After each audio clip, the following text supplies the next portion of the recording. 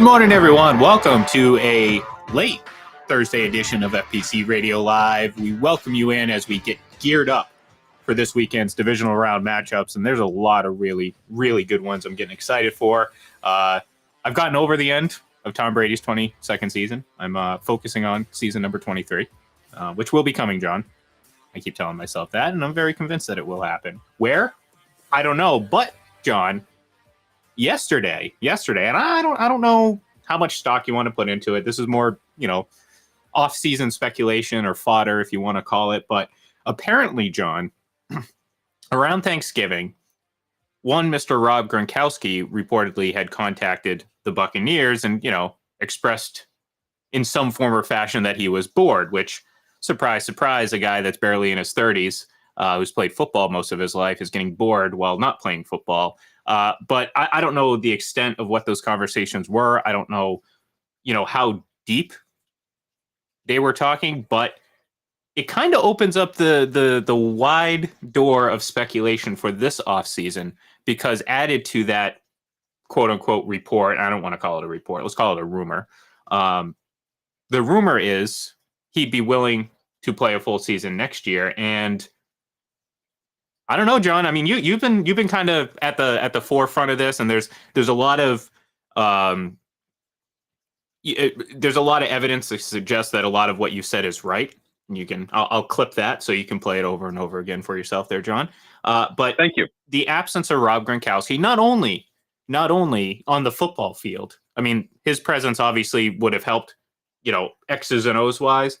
But I think just his presence in general around Tom Brady, I think keeps him in a better mood. And I think this year in particular, given everything that was happening outside of football with his family, Rob Gronkowski's presence on the sideline alone, I think would have done even more than what his presence on the football field would have meant. And I think he would have done a lot on the football field. So let's start speculating, John, because it looks like maybe Tom Brady and Rob Gronkowski might be a package deal to wherever they could potentially play in 2023.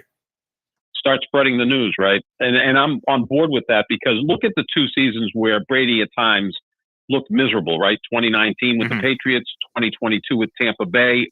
The common denominator was Rob Gronkowski was in retirement during those 2 years. I will say real quick. Yeah. But I agree that that's a huge deal from just a mental standpoint. So that's his kid brother, right? I mean, I kind of I think Brady looks at Gronk and say, man, I wish I could be more like him, kind of like this carefree, headbutting, have a bunch of brothers, which Brady doesn't have. I think he kind of looks at Gronk and says, yeah, almost like an alter ego, right? Because Gronk can kind of be carefree. He's a tight end. He doesn't have as much responsibility, obviously, as the quarterback. Sometimes these great quarterbacks, they just need someone there that makes them happy. I think this happened in Green Bay this year. Nathaniel Hackett, who Aaron Rodgers loved, was there for 3 years. Rodgers won 2 MVPs with him as his offensive coordinator, and Hackett never called a play. It was Matt LaFleur calling the plays, but he was his offensive coordinator, game planner, whatever, spent a lot of time with Rodgers, and Rodgers seemed to be happy during that period of time and played at a very high level. Nathaniel Hackett's gone, and we see, for other reasons as well, besides Nathaniel Hackett going to Denver, that Rodgers' play slipped. So I think, if Brady's going to play next year, why shouldn't Gronk come back? He played 2 years in Tampa. You take a year off, you rest up the body, you come back. He's still young enough, and he would certainly be productive. And one place that sticks out would be Miami, right? I know they have Mike Gesicki, but I think they've had some contractual issues with him. I'm pretty sure you'll take Rob Gronkowski over Mike Gesicki. Oh, yeah, even still. Why not have 2 tight ends? Yeah, well, that too. I mean, they've used that before with Brady, and 2 is better than none. Mm-hmm. So, yeah, I mean, that could be a potential place. And who the hell doesn't want to live in Miami if you're Rob Gronkowski or Tom Brady? Yeah, and that's – and look, I think, again, this isn't a – obviously, again, the impact on the football field, I think, obviously, this year in particular would have been huge because, well, what was your alternative? Cameron Brate. And trust me, that wasn't a good alternative to come close to replacing what Rob Gronkowski did. I mean, I'm sure they would have loved his help on the offensive line this year, given all the issues that they had throughout the season. So So obviously from a football standpoint, but yeah, just, I mean, everything that happened this year, everything going on, the frustration, the ups and downs. And again, I know people think football players are, they kind of look at them not in a sinister, non-human way, but in a way, you're kind of just instinctually kind of look at them as objects. And Mhm. to think that, a guy who divorced his wife after over a decade and dealing with all that stuff wasn't impacted by this. I mean, that's silly to think that that might have not been a issue for Brady throughout the season. Certainly early on when the divorce proceedings were ongoing and the off season and kind of those distractions. So, but we know how this works, John. Anytime he has a quote unquote down season, he's washed. He's too old, and not there. There's not 32 teams. There's not 15 teams that would take him. But the reality of it is, John, as bad quote unquote as his season was this year. It remarkably mirrors Justin Herbert, who's an up-and-coming superstar. He was third in the league in passing, eighth in the league in touchdowns, remarkably. Top 10 or 12 in just about every single quarterbacking stat. And somehow people are now convincing themselves, not just fans, I'm talking about the talking heads on all these network programs. They're now convincing themselves that he's washed and too old and needs to retire.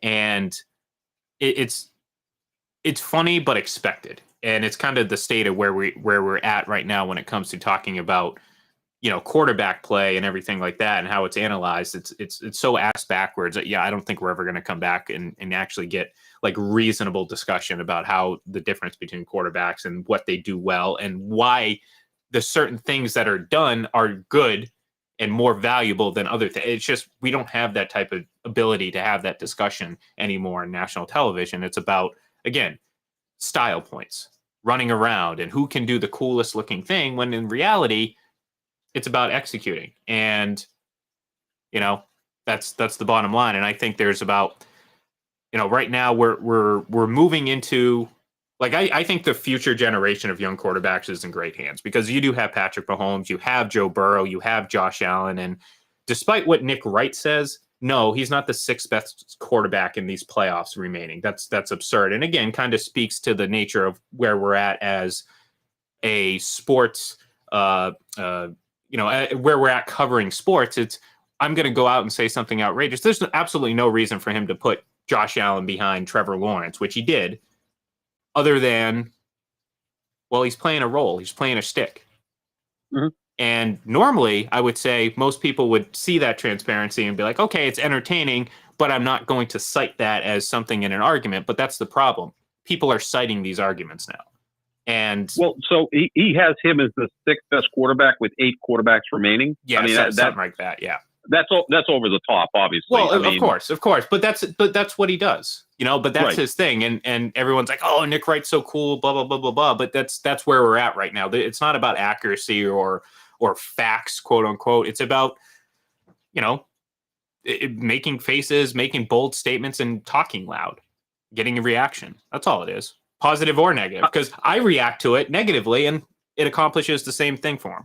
Of course. Yeah, we're talking about it, so he's winning, obviously. I think with Brady, Ian, is the issue is when he's bad, he's really bad, right? I mean, he's had some horrific games, even in Tampa Bay, where it's just he looks like a shell of himself. But then what does he do the following week? He bounces back and throws for 432 against Carolina, or he rallies them in the fourth quarter against New Orleans or Arizona or the Rams or the Saints, which he did all of that this year, right? So sometimes when he has an off game, and this happens with Rodgers as well, and again, I think it's because of the advanced age. When they're bad, they're really bad. But the rest of the time, they're still elite. You can see that even in basketball. Even with LeBron will have off nights, and he'll shoot 7 for 23, and you go, "Ugh, that doesn't look good." And then he comes back the next game and goes 12 for 21 and puts up 37 points and looks like LeBron again. So maybe that's the only thing that you can look at, that, when he's not quite on, it doesn't look right. Whereas, in his prime, which his prime was just a year ago, right? I mean, he was nearly the league MVP, that he didn't really have many, if any, of those games, although it always seemed to come against the New Orleans Saints, who seem to know how to defend him. There's always like one team that just kind of gives him trouble. New Orleans, right? Yeah. It always seems to be the Saints that are always there. And even when he was with the Patriots, they had some decent defensive games against him. But yeah, so that could be the only thing. And look, that's just advanced age. That's understandable. That's like any human being, well, and when you someone who drinks and they used to be able to recover the next day needs 2 days to get over a hangover.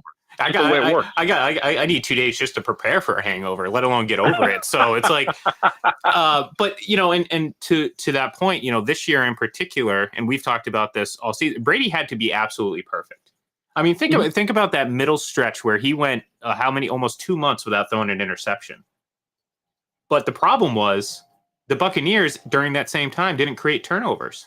We talked about it week after week after week. It's like, you're asking this guy to be absolutely perfect with an offensive line that's banged up, with receivers that are still recovering from injury or injured in and out of the lineup, and a coaching staff that doesn't know how to adjust and at least give them the best opportunity to succeed. And again, like I said, I mean, of course, injuries were an issue. Of course, there were other issues outside of coaching, but the coaching did nothing to help those issues. Like I said, when you're so banged up on the offensive line, and your strategy week after week after week is to just line up and think you can overpower the other defensive line, that's a colossal failure in coaching.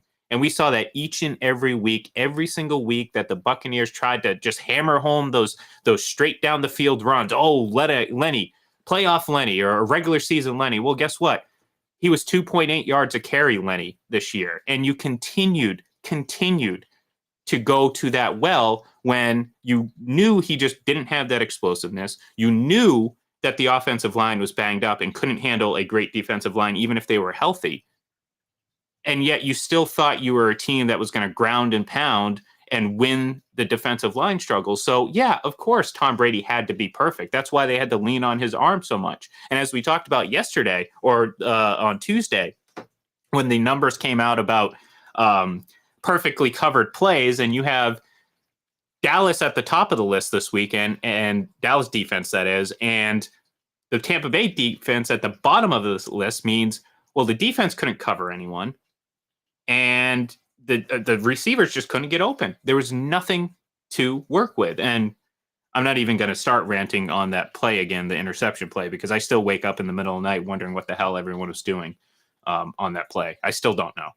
I literally have no explanation as to what they were trying to accomplish on that. It looked like a half run, half play action pass, and half. I don't know, John. I really don't. So it was like a team meeting in the end zone at some point among the receivers at some point, and that's not good for the quarterback. So maybe they were teased early in the year. Remember on opening night they ran the ball really effectively against a good Dallas defense. I think they had 171 yards rushing.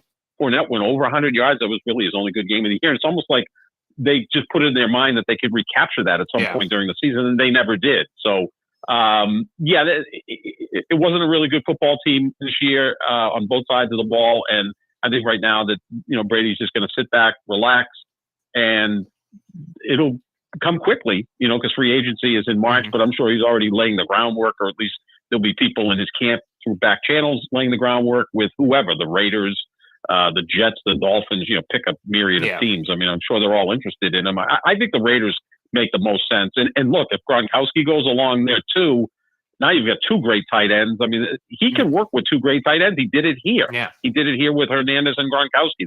And Josh McDaniels coached those guys. So that could work.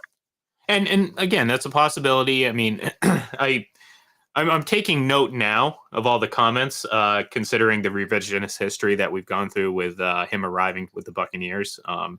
Everyone seems to think that the Buccaneers were literally on the cusp of winning a Super Bowl, despite having not won a playoff game in 17 years.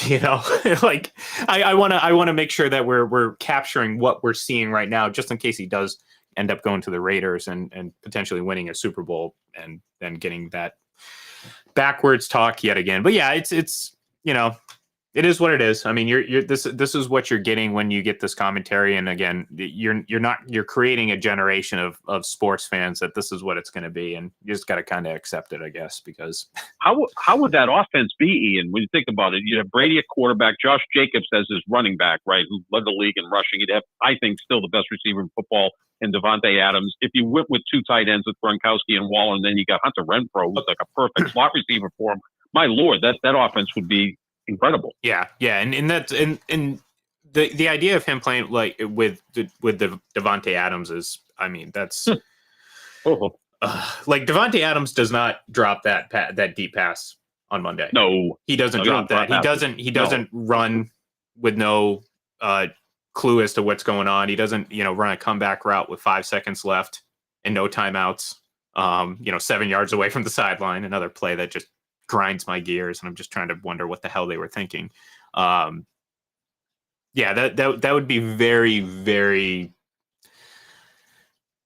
I'd be eager to see that. That would work. Yeah, those two guys would work together incredibly because they're kind of cut from the same cloth. Adams is a workaholic. Yep. Precise route runner. I mean, he's played, and again, I'm not putting Aaron Rodgers on Brady's level, but he's played with Aaron Rodgers, so he understands the demand of a great quarterback and an elite quarterback. So that's not going to be, like Mike Evans. When you're talking about him and the quarterbacks he plays with, well, he's better, except for Brady. So I think that's gotcha. Not an easy thing to necessarily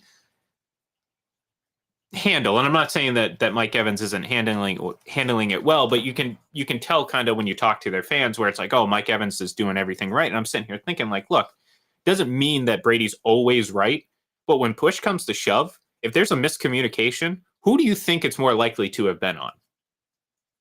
Yeah, it's generally the quarterback's more buttoned up throughout the league, right? I mean, and in this quarterback in particular, especially Brady. This one, right? Yeah, and all the great quarterbacks. And imagine Devontae Adams, he could play, the early part and the bulk of his career in Green Bay with Aaron Rodgers, and then later in his career play with Tom Brady. I would just love to wait and see what the book would be about with Devontae Adams giving us a few secrets about Rodgers and Brady. That would be pretty cool. I just want that. That's enough for me to want him to go to the Raiders or anywhere. Well, actually, the Raiders just to play with him. Yeah, I know, right? All right. I like that. So, real quick, I do want to bring up. So we talked about Rob Gronkowski earlier, and he was actually asked on the Kay Adams podcast, and I just want to say, Kay Adams. That's it. Did she not date Danny Amendola? Yeah, that was a mistake. It should have been me. But well, I mean, now she hasn't got my messages yet. So yeah, I mean, Danny Amendola is apparently dated, all tens, which makes sense. A football player and a good-looking dude. But, he's a little bit in better shape than I am. So I'm working on it. So he's a paisan. We tend to be good-looking dudes. Of course. Case in point, the still frame on the screen right now next to me. Yes. Lee Iacocca. Right.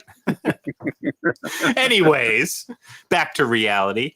So, Gronk was kind of asked, Aaron Rodgers talked about on Pat McAfee show about his future and how he still thinks he can, go out and win MVP and that, it has to be a perfect situation. He has to be all in or not in at all, that type of thing. And look, there's not a lot of wrong in what he's saying.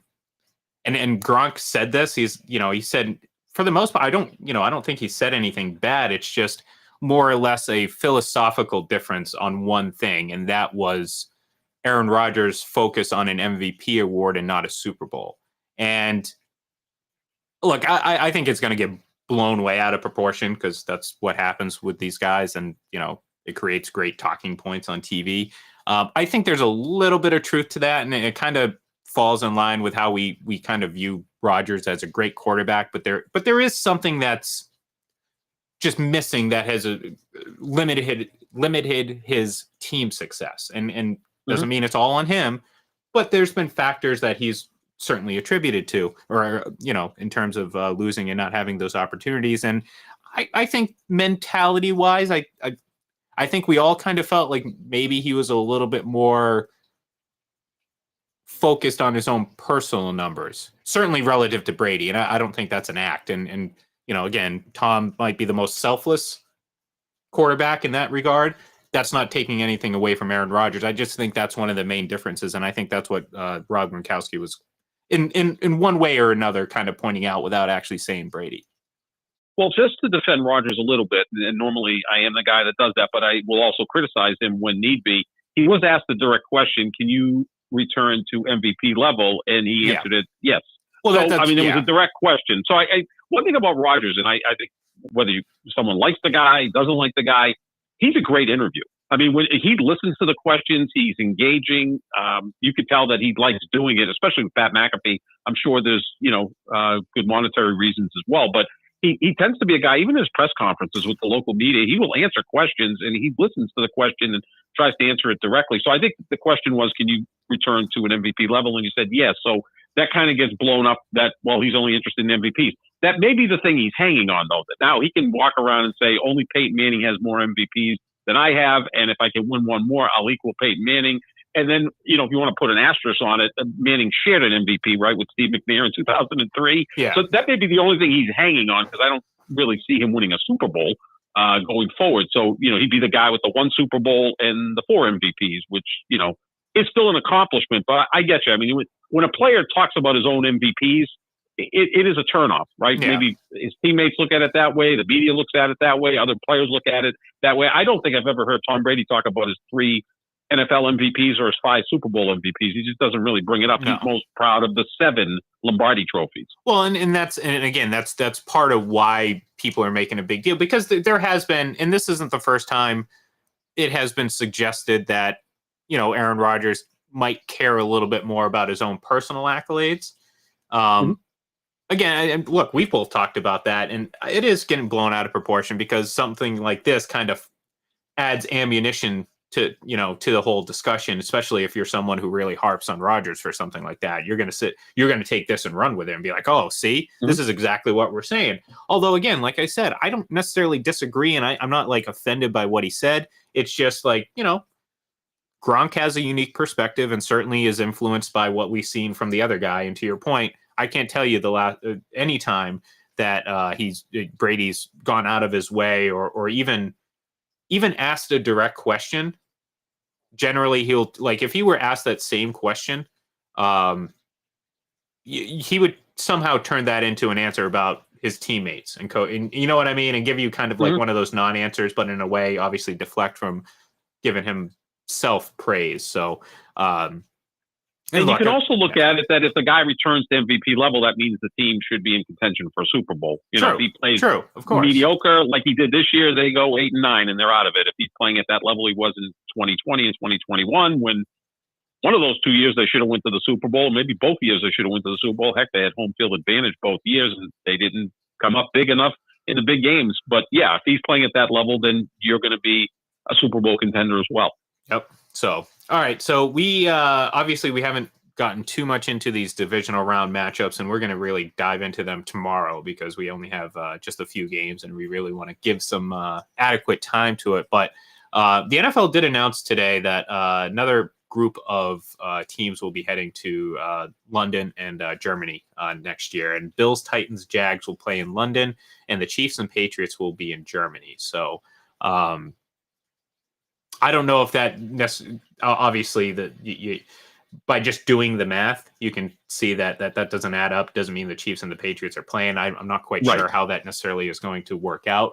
But look, I mean, I don't mind the international games at all. I like the atmosphere. I like, I thought the game in Germany was great. I thought they really embraced the game, and I think that's good. I mean, I'm not for, this whole pipe dream of having a division in Europe or whatever. That is a little too outrageous for me. I don't want that because I think that just complicates things way too much. And, this game is complicated enough as it is.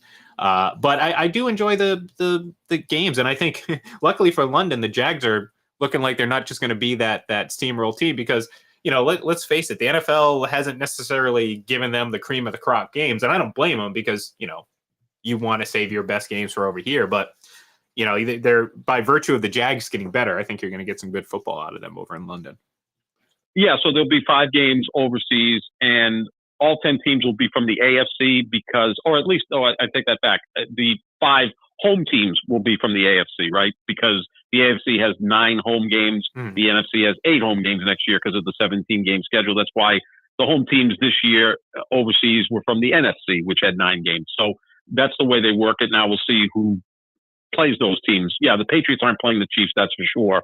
Because then that would be they both need to have a home game overseas. And, I'm sure Kansas City will probably play a divisional rival. Maybe it'll be the Raiders, right? Maybe it'll be against Tom Brady. Who knows? The Patriots might play a divisional rival. Maybe it's the Jets. Who knows? But yeah, I think it's a good thing. I think leave it alone at 5. Let's not make this every week. Yeah. Which the NFL can be very gluttonous, and all of a sudden we're going to be watching football at 9 o'clock on every Sunday. Which at some point that would get a bit much.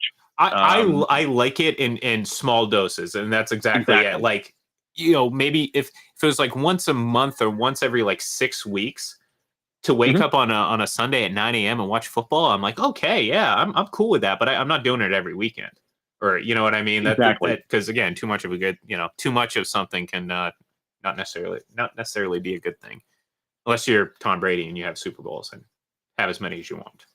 Those are good to get. Those are very good to get. And I hope he gets another one. I like nice even numbers, and 8 sounds pretty good. 8. Oh, 8 is enough at that point. 8 is enough. Well, no. At that point, it'll be 8 is not enough, and I want 9. So yeah, I'm very gluttonous in that sense too. Kind of like the NFL. Just give me all the titles. So, all right, that's going to do it for us here today. We will be back tomorrow though, and like I said, we're really going to dive into divisional round weekend. Got a lot of really good matchups, and it gets kicked off with Kansas City and Jacksonville, and it ends with a throwback to the early 90s with San Francisco and Dallas, which should be pretty good. So I'm excited. I know you're excited, and I know the people out there listening are excited. So thank you, everyone, for tuning in. Give us a follow on Twitter at FPC Radio Live, and of course, head over to fullpresscoverage.com to check out all the latest and greatest. Thank you, everyone, and we will talk to you soon.